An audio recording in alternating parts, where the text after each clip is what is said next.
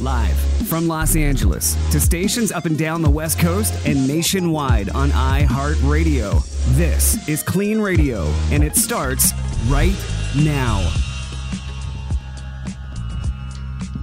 Longest opening ever, right? And we still be going on later today. Hi, everybody. I'm Pat O'Brien, and this is where I work now. This is me, Pat O'Brien, with you, along with Andrew Spanswick. And this is KLEAN Radio. Andrew's back from Tahiti. Yes, I am. How was it? Well, you don't sound excited. Well, it was rainy, but it was great. Yeah, it was pretty amazing. You know, most people when they go to Tahiti, they, Well, I feel very Pat? lucky. Yeah, but it's Bora Bora, is clouds and spearfishing. I don't know. It was. Maybe Bora you should just Bora. go to Burbank next time. Probably be cheaper. And I gave Andrew on his way out the door. I gave him several bottles of suntan lotion, but sunscreen. That's why I'm so white. I came back. You came 105 sunblock. Who puts 100 on? I don't know, but I came back whiter than I left, so I don't know. What's her name? I can't think of Lydia? her name now. No, your fiance, Lydia? Renee Zellweger. She must put 100 on. The white skin. Anyway, I'm Pat O'Brien. This is KLEAN Radio. It was clean. And we'll be here. We have two great guests tonight. One of them, he and I have a lot in common, and the other one I just met, and she's got a lot in common with those of you trying to get sober for the new year. And Happy New Year, by the way, to you, Andrew. Well, thank you, and Happy New Year to you, Pat. You can hear us on our flagship station, which is this, 790 KABC, or up in Seattle and Portland, Astoria, Eugene. And exciting news, we're going to be all over the country pretty soon, and pretty soon on television. We'll get to that soon, but we are growing, and growing. You can call our show, which is 800-222-5222. Pretend like you're calling a New York taxi. Which nobody does, we established.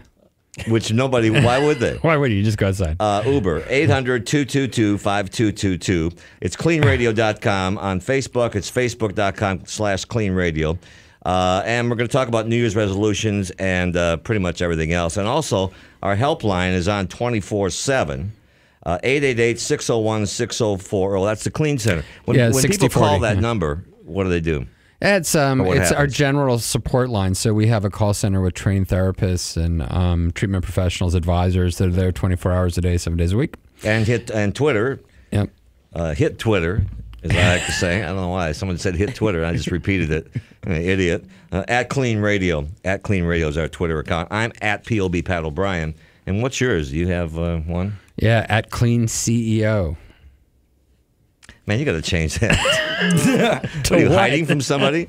Yeah, you. Andrew, we're going to talk a lot tonight about sobriety and about. Is there a better word than coming out of the closet and sobriety? Just people who go public with it, right? I mean, yeah, I think it's break your anonymity or facing the public, being honest with people.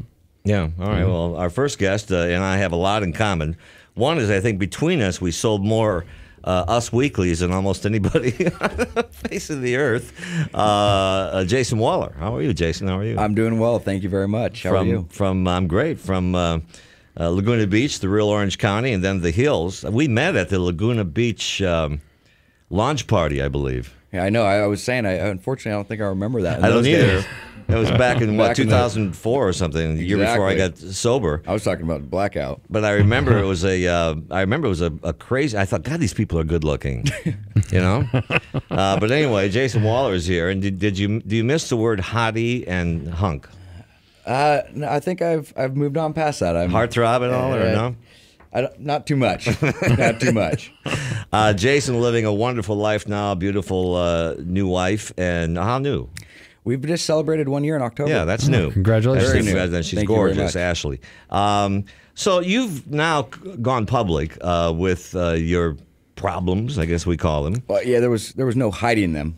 Well, me neither. Thanks to the media, every other week with the magazines or TMZ. But TMZ is actually reasonably fair. It's the magazines, those morons over there. They're awful. I mean, it's they hard really are. It's hard to justify when there's footage of you. So I mean, versus the magazines. By the way, that's not their problem. That's yours. That's our problem. Yeah, exactly. But the magazines still just irritate me beyond belief. People make $5 an hour. Exactly. So why did you come out? Minimum wage, I think, is $8 now. I know. That's why they make $5. Why did you decide to go public? For me, you know, by the way I see this is, I mean, it's a disease, and you know, this thing almost took me out so many different times, and you know, for me, it was by expressing vulnerability, it really creates humility, and that's something that stood out to me and was taught to me. And I thought, you know, for me, there's a ton of people that can relate to this, and you know, in my life, you know, I always looked up to what society said was good, which was, you know, if you have money, fame, cars, access, all this different stuff, you know, that everything would be all good. And I had all that stuff. And in reality, that's a lie. Yeah, exactly. And in reality, I was the person that have 100 people over at my house, and you know, for a party, I'd be in the bathroom by myself, snorting as much coke, drinking as much as I could, and walk out with a beer and pretend everything was okay. But in reality, I was so uncomfortable in my own skin. And you know, I think it's more of thinking it's to destigmatize addiction as well. A lot of people, it's not the guy that's homeless under the bridge with a 40-gallon barrel burning, you know, with a fire in a brown bag. It's anybody from somebody on Skid Row all the way to the CEO of a Fortune 500 company. And your favorite television personality when you were a little kid? Definitely you. For sure. Thanks a lot, Andrew. 100%. He told me that earlier. So, Andrew, what you know, it's not only celebrities, but we're the ones that. Well, I'm not a celebrity, but they're the ones that get out there in front. But I mean, how do you address? You know, how do you explain to people that this happens to everybody? Yeah, I mean, that's one of the things that people have always had an issue with alcoholism is that people stigmatize it to make people believe that it was only like bums and dropouts. And unfortunately, a lot of people that were very well off and did very well end up in that position. You know, one of the largest problems with alcoholism and addiction is that it does lead to huge financial problems and loss of family and homes and work and all sorts of things.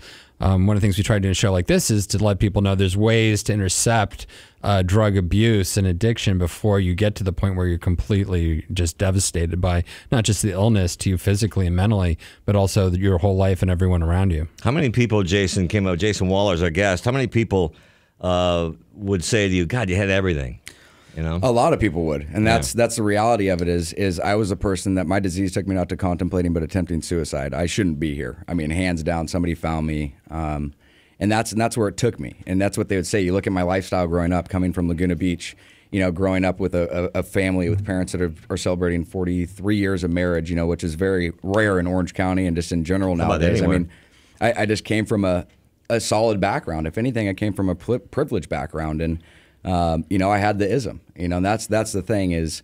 And the ism are all the problems and the fear and the guilt and the shame. And I look back when I was, you know, now that I have over 4 years clean, I look back when I was in high school and even younger, I see the personality traits that I used to have, just with, you know, the OCD, the self-pity, this super insecure, you know, all these things that were listed. And I look back and I see how a lot of that stuff tied in to with things that, well, how they panned out. And it became very clear to me, you know, and I noticed that I had an issue now looking back when I was all the way probably about 11 or 12 years old. Andrew, how many people understand that when they come to clean centers? I mean, you have to explain to them that it is a disease, but you've got to really look into the hole in your soul. Just the discussion about it being a disease is sometimes an awfully long discussion. There's still a lot of people that don't believe there is a disease of alcoholism and addiction. They think it's a moral problem. They think it's a choice. Yeah, they think it's a choice. Jason Wahler, he's sleeping with everybody. You know, and I think it's particularly difficult if you do have money or have privilege, and then people expect something from you. They expect you not to have to suffer, or that you'll be able to buy your way in or out of anything. That's the problem, especially with success. They justify that they don't have an issue because they have all. Look, I have this money, I have this company, I have this corporation. Right, how could I possibly have a problem? And I've seen it's almost worse when you have that much access, because that's what they do. You end up justifying the issues. The first time I went to a Salvation Army, there was about 50 guys there, and they kept saying, "What are you doing here?" And I said, "Well, we have a lot in common." And they kind of laughed, and I said, "Did any of you guys drive a Maserati?" And they said, "No." I said, "But did any of you guys ever try to stop drinking and couldn't?" And they all raised their hands, and that's the same deal. Do you find that people can Google your success but not your recovery? Or they can Google your scandals, quote unquote. 100%. But not the recovery. And that's what really pisses me off. It's taken that much time. I mean, it took not 1 year sobriety, not 2 years sobriety, about 3 years is when it started to shift. Yeah. You know, I mean, you used up until about a year and a half ago. No, but over that, about 2.5 years, year and a half ago, you'd go on. My mug shots were all on top. I mean, it was, you know, it took a while for them to filter down. I think go ahead. Andrew. I was just saying that's common. I think that, especially in a way, I think it's fair, honestly. I think that early sobriety is a time of frequent relapse for a lot of people. And you still have a lot of people that are angry and disappointed with you that you're still working out a lot of issues with. So until you've had a lot of time to work through all those issues, there's still a lot of resentment out there, both for you going outwards and then people back towards you. But I also think that, when you acquire 1 year of sobriety, which is a phenomenal accomplishment. Huge. Well, actually, a day is. I think that it does need to be notified, and when somebody goes on a talk show or something that has cancer and they're in remission, which for me, cancer. I've had my grandfather just died of cancer, so I'm very familiar with that versus addiction, though. But when someone gets a year of sobriety, I mean, my life was completely different at a year of sobriety, and to not have recognition, and I'm not looking. I could care less. Well, we see this all the time, though, right, Pat? I mean, you went on Dr. Phil, and he didn't know anything about addiction. He knew nothing. He knew nothing, right? I mean, that's just completely clueless. That's my thing, though. Is when someone has like cancer and they have 6 months in remission, that's awesome. Trust me, I believe that. But if somebody gets a year or 2 or 3 of sobriety, they're just like, oh, okay, cool. Whereas you look at people like Robert Downey or somebody who's he's had his issues and stuff, but from where he was, he couldn't get a job. From sleeping in his neighbor's beds. How about behind a hotel door with a gun and people, a SWAT team outside? And then to the biggest movie. I mean, look what his sobriety. I mean, you could see that people's lives have changed. I mean, I believe the biggest issue is what society perceives as normal. If you're trying to escape reality, there's no normality in that, and I think there's a lot more issues than we're. Well, let's stop complaining. I'll stop. No, let me finish. I'll stop complaining about the way the magazines treat us because they see you walk into a bar and they. All right, Jason's out and paddle bar, that sort of things. But let's talk about the good part. You're listening to Clean Radio, by the way. Our number is 800-222-5222, and we have a 24/7 number if you want to be like Jason. Get some plastic surgery. He's the best looking guy ever, isn't he? I'm not really good at judging guys. That's good too. No, I'm man enough to say it. Our show. It's a toss up between you, Pat, and So. And you're man enough to say that. 888-601-6040. 888-601. Rand's getting jealous in the back. 6040. Jason, when you go out and about now, well, first of all, when you were still at the Hills and at Laguna Beach, did anybody come up to you and say you might need help, or was everybody so messed up? I don't mean to do that. No, I believe that I believe I was a product of my environment, and I had a bunch of unhealthy people around me. I mean, sycophants, I believe. It was, I mean, clearly my family and some of the close friends would definitely say something, but I mean, somebody out of the blue would, no. I mean, I think. But no one came up and said, I didn't get it. No one did to me either. Not out of my close circle. But everybody I was surrounding myself with, no, they thought that was, it was cool. Yeah. I mean, I kept going to rehab and they kept hiring me back because the show wasn't the same without me. It was the same with you. That, we need Jason.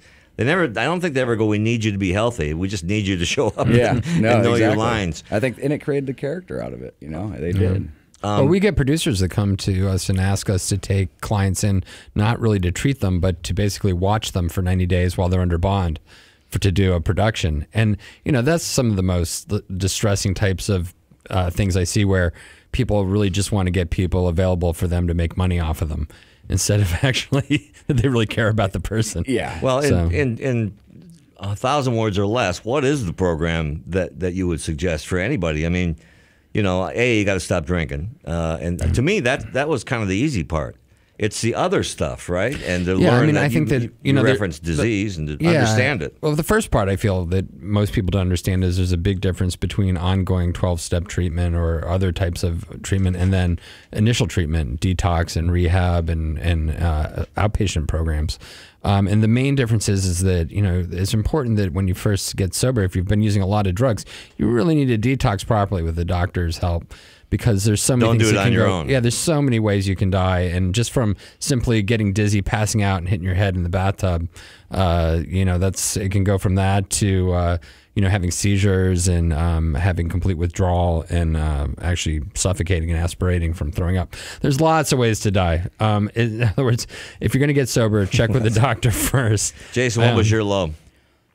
Say that again. What was your low? Which one? The thing that changed me and made the transformation, going back to the family dynamic that I have, I was saying with my parents and stuff like that. I was at a spot where I mean, I didn't want to live anymore. So, I mean, it was, I didn't think there was anything left or any hope. And some light had turned on. And I went out to, back when I moved back to Laguna for a little bit. And, you know, I had ended up getting arrested one more time for my DUI. I got one DUI, not 20 like everybody thinks, but not that that's okay either. But my parents and I ended up going to a therapy session the following day just to try to kind of figure out what to do again. And my mom and dad were sitting there, and my dad broke down, and I haven't seen him break down before, the only time when his mother passed away until that time.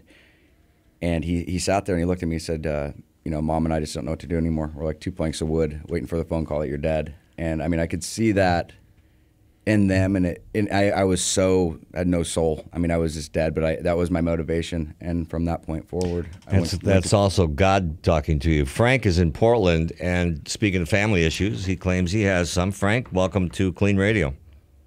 Thank you very much, gentlemen. How are you this evening? We're good, thank you. Good, Frank. What's going on with you?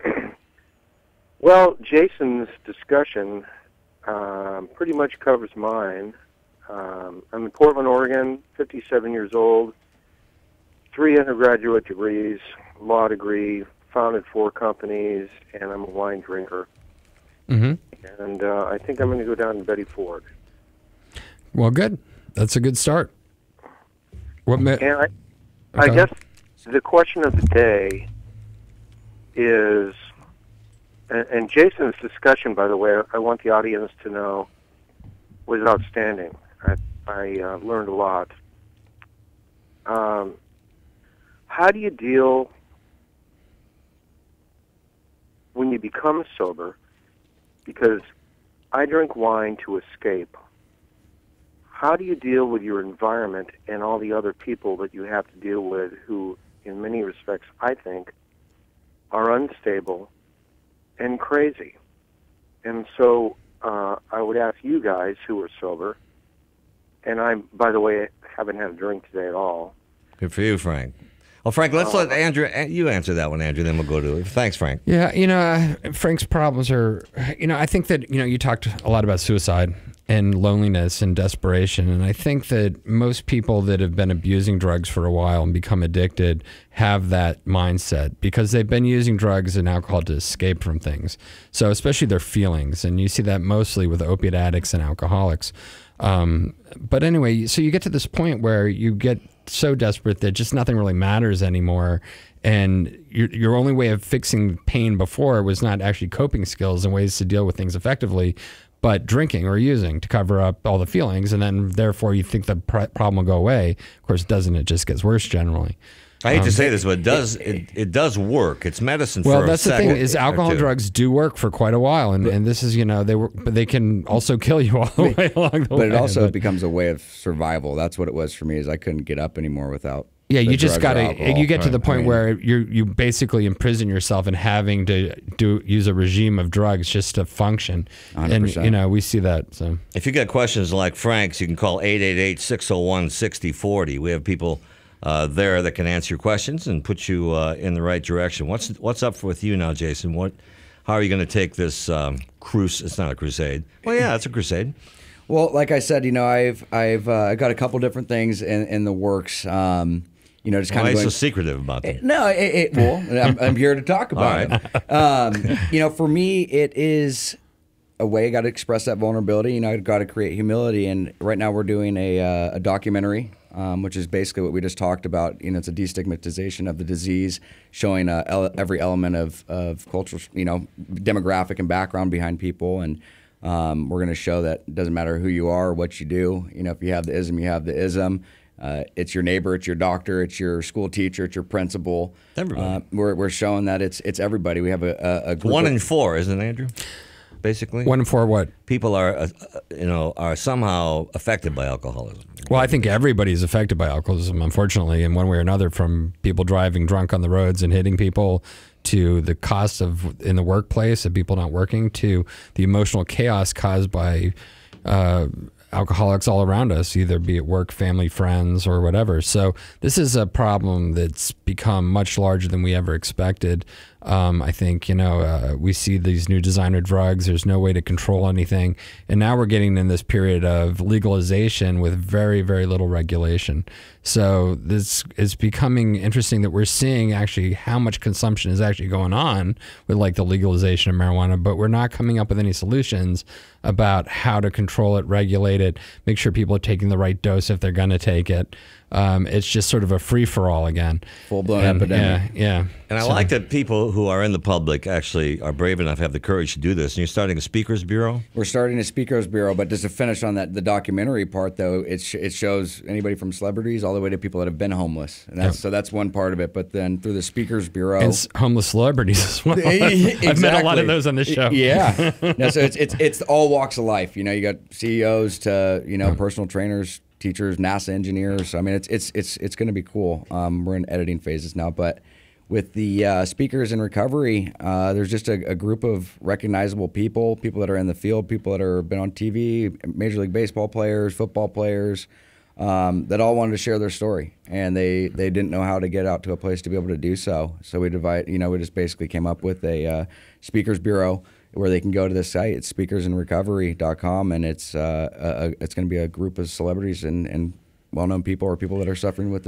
addiction and are in recovery. And I think that, Andrew, helps end the stigma as well, because most people, one of the reasons AA doesn't really real happy about celebrities a lot is because they mess up a lot. And when we mess up, it becomes front page of, whatever, the Us Weekly and all these morons. But I mean, and then they say, well, it doesn't work. But I mean, I like it when there are celebrities who are out there for a while and have something to say. That's the reality of it, though. That's what I was telling you before we actually went on. Is look at the 21st century treatment model for the most part, especially with the younger demographic.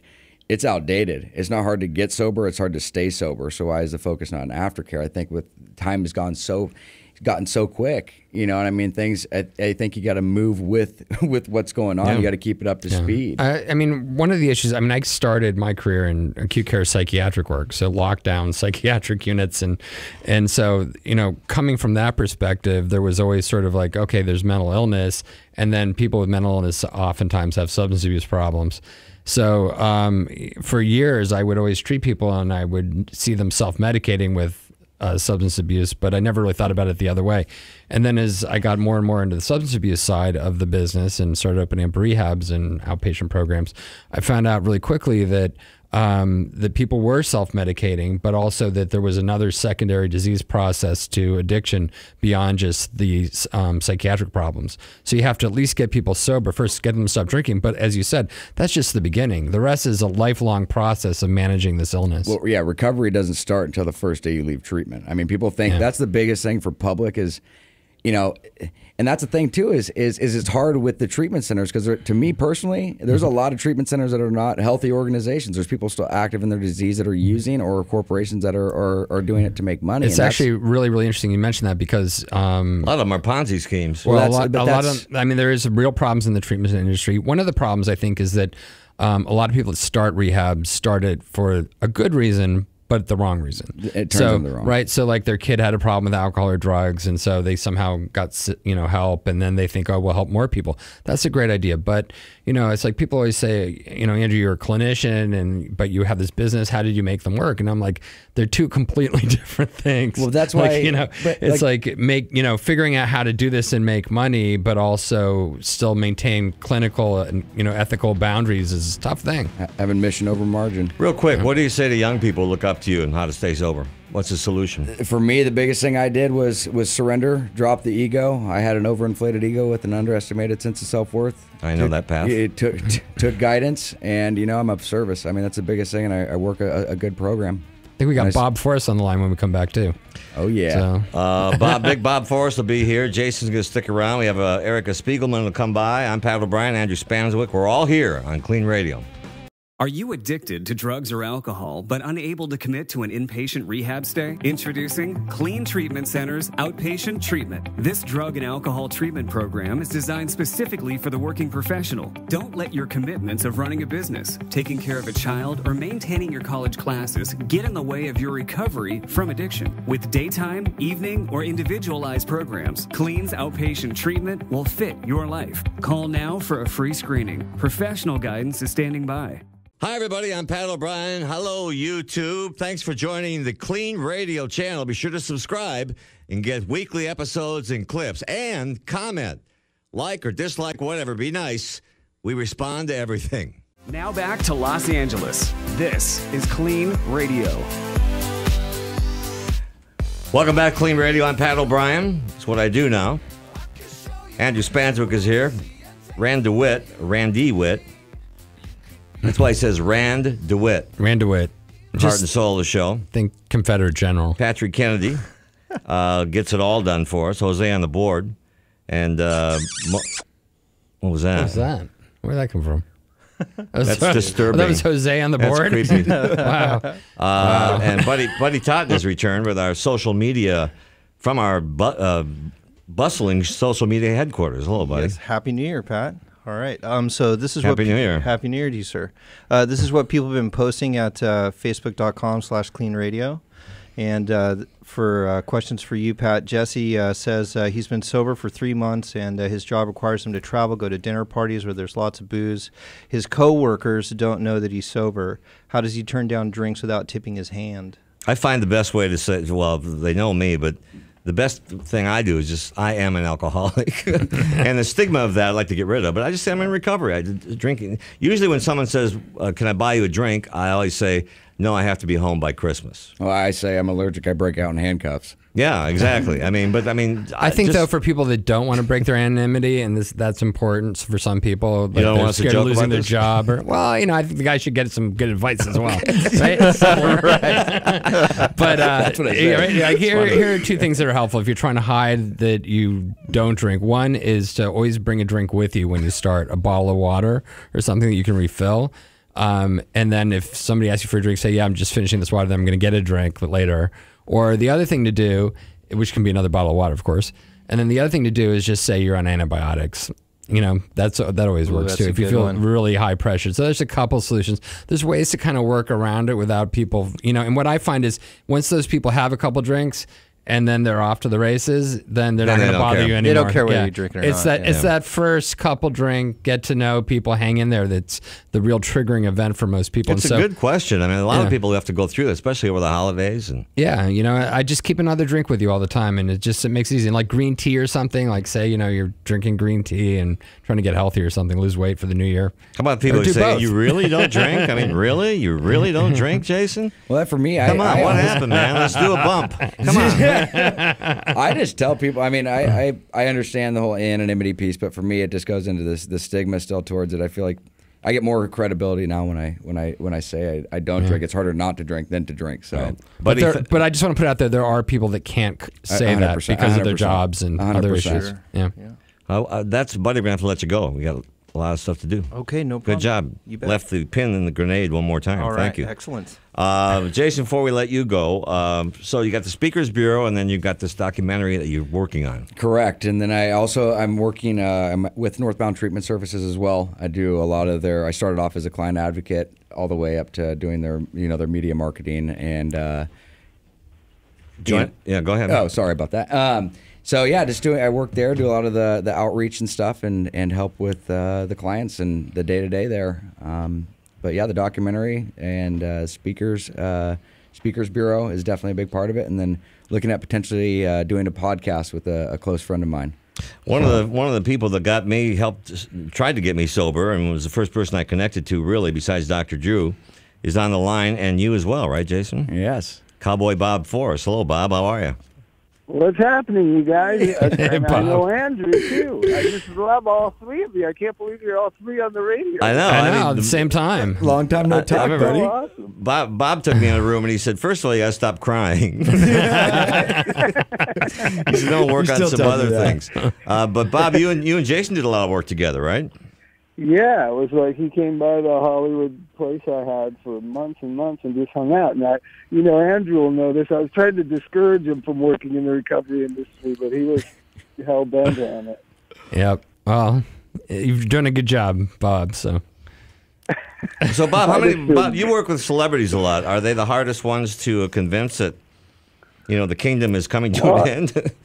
Well, because of the situation you were in, I just call it being embedded. It doesn't really matter. Celebrities with any kind of, means seem to be embedded. Like Jason said earlier on the show, you have a lot of yes people around. You have a lot of exploiters of you around. And your family and real friends have kind of been pushed aside over the years. And so they're kind of embedded. And you can't get at them. You know what I mean? And it's really difficult. You got to kind of think outside the box sometimes. Well, Bob, usually when I end up with them is when they get in trouble with the law. Yeah, well, so if you see Bob Forrest, that, run, because he's probably about to be arrested. By the way, more likely than not, he's got the keys to the handcuffs. Bob, we gotta go. I love you, man. Thank you. Yeah, take care, Bob. Love you, Bob. Have a great night. All right, and Jason, we're gonna move on. Thanks for stopping by, man. It's good to see you. Thank you so much, Jason. for having me, Great to meet guys. you. It's a pleasure. You look great, and I'm so happy for you. We'll be in touch. Yeah, Thank you sounds so good. much. Yeah. I'll come check out your place. Yeah, absolutely. Come check out the office. Thanks. Jason Wahler, absolutely the best-looking sober person on the face of the earth. You have a lot It's of disturbing. You said that a lot tonight, there, Pat. But we love him for his message, and we'll be in touch. Jason, let's hang. We're going to go to a couple meetings together, actually, is what we're going to do. Joining us now, and Erica, move on in there. And while you do, I'll tell everybody that we're at KLEAN Radio on Twitter. That's KLEAN with a K. Couldn't get a C, right? Couldn't get the C? At KLEAN Radio? Yeah, no, Procter & Gamble got the C. Okay. I was saying goodbye to our guest. I know, but we're on the air. Yeah, but I, still got to be friendly. No, you don't. Facebook.com/KLEAN Radio, Okay. and our number is 800-222-5222. And at the end of the show, we have a pretty healthy phone line, 888-601-6040. Erica Spiegelman is an addiction expert and a counselor and loves the mind, the body, the spirit, and a lot of things going on and helps a lot of people, and welcome. Thank you. Thank you for having me. How are you? Great. Doing wonderful. Have you learned anything in the last 25 minutes with the three of us? I have. That was that you guys were talking about some really interesting things, and I like the questions that were coming in. Yeah. Very useful for people, especially in the new year, and kind of dealing with how to navigate social situations. And Andrew made a point by telling me, let's give people some actual advice. Yeah. When That's what we used to do. when you're at a party, or when you're out and about, or you have to go out with your bosses and they're all drinking, getting hammered. Right. What is your suggestion? Because I get that a lot. What do I do? I mean, because Andrew, I hope we get past this where people could just say I'm in recovery, but it's not the case right now. Right. No, I think, a lot of my clients are, struggle with that, especially entering back into society and seeing old friends and attending social events. So I really tell people, like Andrew said, to order, you could order a club soda with a splash of juice in it. Nobody really asks you what you're drinking. Somebody offers you a shot, say, no, thank you. I have a hike planned for tomorrow. I'm training for the marathon. I always tell people just to have a healthy active Which plan if you're for the sober, next day. you might actually really have a hike plan. Exactly. Yeah. Well, I mean, and then people just keep asking. That's the other thing. And, Yeah. and Sometimes a lot of people that I hang out with now, we're so crazy and wild. We thought we were fun, but Yeah. people go, really? You're not? And Well, you could say, you could say in the new year, like I'm turning over a new leaf and this is a new chapter and I'm focusing on my health this year and I'm cutting down on drinking, or I'm taking a month off drinking. I think also like saying, believe it or not, some people don't drink all the time. Yeah. Yeah. Like to Put people in their place, and Pat's they like, keep pressuring you. I what drink about all the time. non-alcoholic beer? I'm not a big fan of that, but I think it's a dangerous trigger. Yeah. I mean, very it's dangerous. you're just setting yourself up to want to drink. I mean, I like actually in the Wolf of Wall Street where he goes, why don't we just go in the kitchen and snort some baking powder? Right, Like, exactly. Right? Like, It's the intention behind it. If you're going to snort something, it doesn't matter if it's It doesn't cocaine matter or if it's baking cooking powder, right? Yeah. Same with drinking. It's and the we actually intention. know from studies that like just the sight of a crack pipe or the sight of cocaine actually trigger. triggers a huge release that's similar to actually using the substance. Of dopamine. It's just like with food. If somebody sees a lot of a cake, food addict, or chocolate or something, the next thing they dopamine. black out and they've eaten the whole bar, right? Well, and that whole 5% or near beer. What do they call it? Non-alcoholic beer. Yeah. Odell. What's it called? O'Doul's. O'Doul's. Yeah. O'Doul's. Odell. O'Doul's. There you go. There's another one too. There's Eisenhower. But I mean, There's a couple. But that whole thing, and not to blow up that company, but it's still people are looking for an easy answer, right? To get sober. That's There is probably no part easy of answer. it. I mean, I think non-alcoholic beer. For some, I've known alcoholics that drink non-alcoholic beer and don't have a problem with it. Some do. Yeah. So it's one of those things that at least it's an option. It's a terrible option, I think, but at least it's an And option. there's still some alcohol. There's trace amounts in that too. Yeah, it's So- 0.05 Yeah. per beer percent. Right. But it's about So- the intention behind it. If Yeah, you're I choosing a think- healthy lifestyle, then maybe try to find a new drink of choice. I don't really see. It's like, what is the benefit of fake beer without alcohol? It's like, Eric, exactly. What's the point? Unless you love the taste. Erica Right. Spiegelman is with us. She's an addiction counselor and helps a lot of people. Have a book coming out. We'll get to that in a minute. Called Rewired. Rewired. You got it. Which is what I had to do as well. Yeah. Let's talk about women for a minute because Sure. I think women have this is my thought. Sometimes have problems because. You used to, especially when they're talking to the guys they used to go out with and that sort of thing. It used to be so much fun. What happened? I mean, do you get that a lot, or were you not fun? Oh, I was always fun. No. Okay. I Define think, fun. Yeah, exactly. Well, no, define it. Define fun I'm for joking. myself. Go ahead. I know. I mean, I think somebody that before I really wasn't present or in the moment when I was drinking, so I don't know really how I was acting or reacting to things. I don't know if it was fun or if it was miserable for people. But as a woman and if someone finds out I don't drink, I get that question a lot. Well, how do you enjoy life and how do you have fun? But yeah, but I'm saying, let's say you're an executive. You go to a convention and you have a lot of men that used to work in your business, and you go to the bar and they all go, hey, want a drink? You say no, and they say, what happened to you? Andrew as third person woman. Like I can't just. Like, That's what I'm asking. Oh, okay, all right. Yeah. You're looking at me a lot. yeah. Well, I don't know. Looking at your mom was looking at me. Oh, you're looking at my mom. But in my life, I do tell people that I don't drink, and I Right. tell them why I don't drink, and I tell them that I'm sober, and I've been choosing not to drink for many years, and if they ask why, I'll tell them the truth also. So for me, I've already passed that point. But when I was first getting sober, I think it was very difficult for me, and I needed a whole slew of choices of what to say, depending on the situation, whether it's with work people or whether it's with old friends from college that I haven't seen in a while and they've never known me to be sober. There were some different things I had to explain to them. So, and I think under the circumstances, it depends on who we're talking to. Andrew, and I've had Erica Spiegelman's with us, and Andrew Spanswick. I've had that a lot. Well, can't you just have one? And people don't. And it's what you talk to, and it's kind of what our mission is to explain the disease on this program as we move forward. Is people just don't understand why you can't have one. Yeah, and people don't understand the compulsive nature of the illness. And so what the problem is that the Chinese actually have a great saying, right? That a man takes a drink, the drink takes a drink, and then the drink takes the man. Yeah, so, I think that's really what it really is like for alcoholics. And then they just can't stop drinking. And I think that most people don't really understand or have seen people that can't stop drinking. They don't understand the intensity of that and how horrible it is for the person that's going through it. And that's where, I like to ask people that have family members that are alcoholics or addicts to put their anger aside for a minute and look at that underneath there is actually the person that It's just a matter of getting them to the point where they can control their behavior again and what they take. It's like one drink's too many and 1,000's not enough. But I mean, when do you think we'll get past this idea that it's a moral problem? I used to it stopped because I lashed back. People say, "Oh, you're drunk. Let's do some coke together," Pat, on my Twitter account. These morons. But they've stopped kind of because they understand. They're starting to understand. But how do you get past all the stigma? I think the stigma is being lifted, especially, It is? Yeah, I do. I think a lot of neuroscience. I mean, we had someone on KLEAN Radio a couple months ago. She's a doctor, psychologist, and she was explaining how part of the brain, the frontal part of your brain, it actually, once the drink hits your system, that your reasoning, the reasoning goes out the window. So all reasoning, and it was really helpful, I think, to some of the callers to understand it from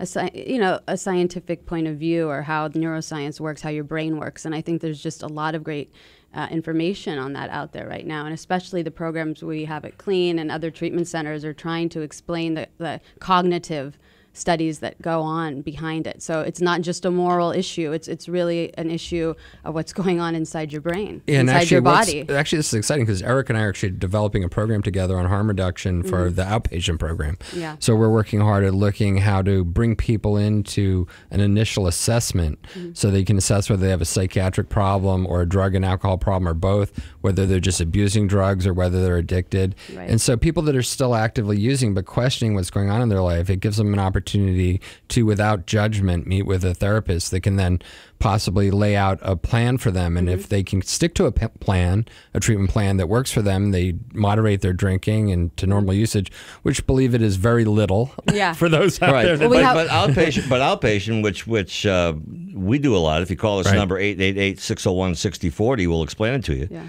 But I mean, outpatient's been a great alternative to a lot of people we have that who might be raising kids, who might have a job they can't get away from day by day. Or people that have been through school. rehab. You know, you've been through rehab and, you know, it's time to continue your treatment. It's a great opportunity. And I think, like Jason was just saying, that, you know, rehab doesn't start you really start your life in recovery after you get out of rehab. Exactly. If you're lucky enough to go to rehab, and thankfully, you know, things are changing and more people are getting access to rehabs. And but outpatient's also a way to access treatment if you don't have as many resources, and you do have to keep working or you have to look after a kid. And it's a great opportunity to still learn the same things that people learn in intensive rehabs, but it takes more monitoring control from a therapeutic standpoint, from our therapists doing drug tests and making sure that people are still staying sober, and it's a tough deal. Well, and continuing to educate them, and that's what hopefully our new program is going to be able to do, is to teach people, you know, how to behave, how to react, how to effectively communicate, and all these other things that,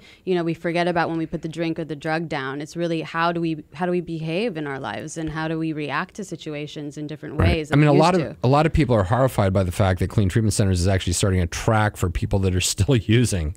Well, but we're going to educate also, right? You know? But I'm just putting it out there. Like, a lot of people say, why on earth would you ever create a track for people that are still using? And my argument is, well, you don't meet the client where you want them to be. You meet the client where they are. Yeah. And some of the people are just not ready yet. They need to have a little bit more education, or they need to have more of a mirror held up to them so that they can actually admit and see what's going on. And that can be a tough time for that person. So we're hoping that, you know, on an outpatient level, people can see that, have that mirror held up, and be able to see whether they really have a problem that needs, you know, complete abstinence, or whether they can just stop using on their own and moderate their drinking and eliminate their drug use. How do you decide that, though?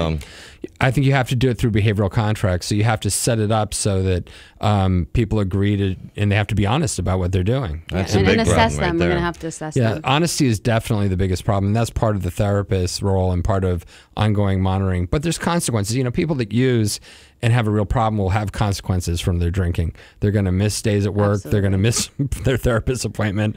They're going to, you know, and these things will become very apparent very quickly. Yeah. Or people will get DUIs and be immediately slung into crisis. So I think the key is to give people an opportunity to come in and choose for themselves whether they want to go fully abstinent-based treatment. Maybe they come into outpatient and they go to a rehab.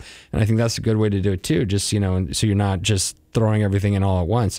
But, you know, once again, this is something where you're going to have a contract. So if you break that contract, or it's obvious that it's not working for you on your own, and just with the therapist, then you're really sort of pre-agreeing to go into rehab and go abstinence-based. What's the heart? Erica Spiegelman has fans out here. Let's find Michael. You're on with Erica. Hi, Michael.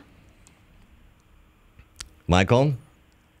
Well, Michael was happy to be 3, 2, 1. That's it. So what's the hardest thing as a sober coach, which is what you do? Yeah. What's the hardest thing to hammer into people? I guess hammer's not the right word, but what don't they understand the most about getting sober? I think self-care, you know, self-care, self-love, and really committing to learning how to be compassionate and kind to themselves. I think that's, you know, people are very external and they think, well, I could start exercising and I can get a good job and I can do all these external things. But I think a lot of long-lasting sobriety that I've seen in people has come from internal changes with yourself. I call that Sephora sobriety. You go and try to look nice and right. and not do the inside. Well, that's not going to be sustainable. I just made that up, by the way. That's a good one. I like that. It's the makeup with the extra. Yeah. Yes, but clown sobriety. Well, that's another thing is we're taking off the masks and we're looking inward, and I think that is from what I've seen and the clients that I've known to have had long-lasting sobriety, it's more of the internal work that's been done. Brings up the question, Andrew, and this is for both of you actually, but because you're writing the book, I want to get to that in a second. I promise you. It's okay. Have you read my book?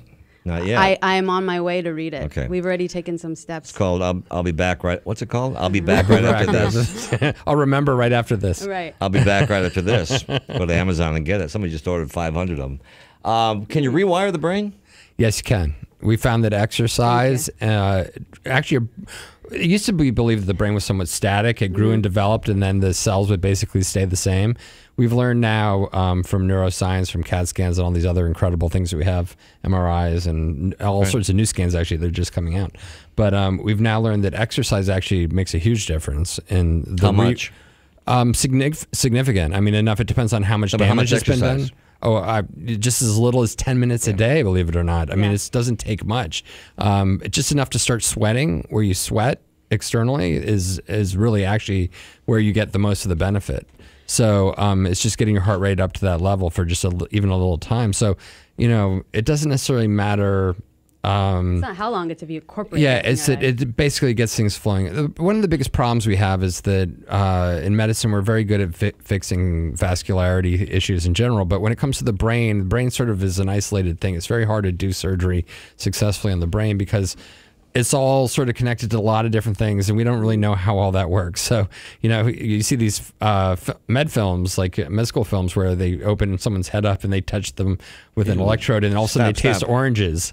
Really? Yeah. I mean, you can literally poke around on someone's brain, and they'll have memories and experices while they're awake. While you're doing that's what happened to me. Yeah. What about sex, Erica? What about sex? Well, because I think a lot of people. Where's this conversation going? Well, right where I think it's going. Okay. Right where it should be going is a lot of people think if they stop drinking, and especially women, they're not going to have to. And there's this whole thing in some recovery programs where you shouldn't have sex for a long time or that sort of thing. Not getting into relationships. Yeah. Well, we could talk about, I think a lot of people that are sober for the first time or second or third time have they're nervous or they have some hesitancy about getting into a relationship or being physical with someone else without being drunk or without being high.